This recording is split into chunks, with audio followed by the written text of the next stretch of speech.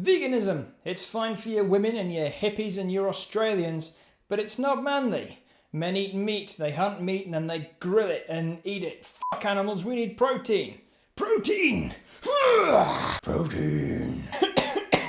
Hello and welcome to Keep a Vegan. My name is Protein. And today we're doing part 1 of a 4-part series looking at manliness and veganism. So why are we talking about men and veganism? Well, firstly, YouTube analytics tells me my viewership is mostly women and I'm having a real crisis of sexual identity. And secondly, because, in case you haven't noticed, I am biologically a man, honest. And as such, I've been involved in conversations with a bunch of other men, honest.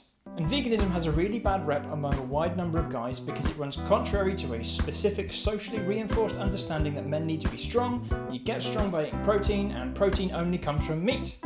Flying in the face of this raises accusations concerning traditional male identity, sexuality, and ultimately health. Well, in part 1 of this 4-part series on men and veganism, we're going straight for the jugular of this dangerous myth. We'll be looking at meat and dairy protein and its relationship to cancer, as well as other illnesses like diabetes and heart disease. We'll be looking at some hunky boys, vegan bodybuilders who prove that you don't need meat to turn into a literal f***ing tank. We'll be looking at sex and how meat and dairy is making you worse in bed, and how it'll take the tingle out of your dingle. But first, protein. Where does it come from? You might be tempted to say meat and dairy. You'd be wrong. Well, not wrong, but wrong. First of all, what is protein? Most people know they need protein, but not actually what it is or what it actually does. Protein is the major structural and functional component of all cells in the body. Every single enzyme, membrane carrier, blood transport molecule, intracellular matrix, all hair, fingernails, serum albumin, keratin and collagen are all proteins, as well as most hormones. It's not an exaggeration to say that protein is one of the most important things in our lives. But protein isn't protein.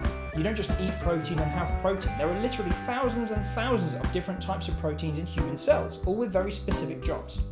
Each protein is like a single person living in a city with its own job and specific location that has a subtle knock-on effect to its entire environment. Take one out and it will affect loads of other areas in mysterious ways. So if proteins aren't just protein, what are they actually made of? Well, a protein is made up of amino acids joined in a massive chain structure with peptide bonds. Amino acids are the basic building blocks of all protein, and all those hundreds of bajillions of different proteins, they are all combinations of only 20 or so amino acids. The way your body makes protein is incredible. Let's say you eat a food high in protein. The food gets broken down in your stomach into its constituent parts.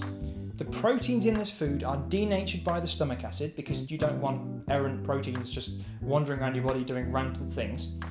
So some of the chains will also get cut down into short ones. These denatured protein chains will then get passed into your small intestine where the peptide bonds are broken down, releasing all the singular amino acids.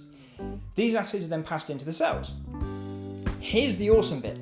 RNA, or ribonucleic acid, DNA's simpler brother, goes to your DNA and grabs the formula for a protein. The RNA then takes the information to the ribosome, which is a complex protein factory that exists in every cell in your body. At the ribosome, the RNA takes the blueprint, grabs the amino acids that it needs, and a protein is built to then be passed on to crack on with whatever it has to do. Think of it this way, you're building a Lego city. You need to build a fire station, so you go out to get the kit, but the Lego shop doesn't have a fire station. They've got no room because of all the Star Wars crap. So, you buy a police station and a fire truck. When you get home, you open up the boxes and you take out all the Lego blocks you need to make a building from the police station set, and then the firefighter theme blocks from the fire truck set to build a fire station. Your body isn't interested in getting second-hand proteins, it wants to make its own. Now, of those 22 amino acids, our body is able to synthesize some itself. There are, however, 9 amino acids that we can't synthesize from scratch, and we have to consume these through our food. So, we have to worry about not only getting enough protein, but are we getting the right types of protein to get all of the amino acids? After all, if an amino acid is missing, all protein synthesis slows down, which is especially irritating for people trying to build muscle because you're just not going to get that added bulk. The 9 essential acids are histidine, which is involved in growth and tissue repair, blood cell production and the creation of histamine, isoleucine, which is involved in muscle recovery, leucine, which is not only involved in liver fat and muscle tissue, but it could also be the only amino acid to play a part in muscle growth, lysine, creation of collagen and adoption of calcium, methionine, creation of cartilage and prevents hair loss, phenylalanine, which plays a part in creating DNA, melanonine, dopamine and epinephrine, threonine, which is deep in the elastic muscle of your heart, as well as digestive enzymes, tryptophan, growth and development, and valine, which aids the absorption of other amino acids and helps fight metabolic and liver diseases. It might seem daunting, but it is so important you know about these 9 acids because they are so fundamental to your everyday health. So, can we get protein from animals? Yes, obviously we can, everyone knows that. That's why chicken, pork and milk are the go-to foods for people looking to get in shape. However, these animals are also unable to synthesize those amino acids, so where do they get theirs? Plants, the jammy gits of the natural world, are able to synthesize all of them. We get all of our essential amino acids from plants. Some of us just choose not to have it pass through a cow or a sheep first. Despite common belief, plants are a great source of protein. Soya, as found in soybeans or tofu, is a protein superhero with all of the essential acids. There's also oats and bran, legumes like chickpeas, kidney beans and lentils, whole grains like couscous, rice and quinoa, mushrooms, nuts like Brazil nuts and pistachios, seeds like pumpkin, sesame, sunflower, flax, there's peas, kale, broccoli. The list is huge and you just need to eat a couple sources of each set of acids in concert with others. If you're eating the diet your body needs to function, you should be hitting all of those easy. So why can't you get your protein from animal products like meat and dairy?